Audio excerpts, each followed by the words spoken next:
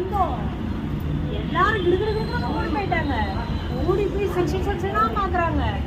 என்னால முடியல, நாக்கு தள்ளி போயிடுச்சு பாப்பா.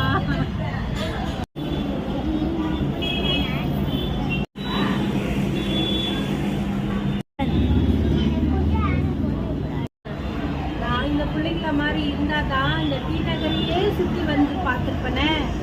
கடை விடாம என்ன பார்த்துருப்பேன்.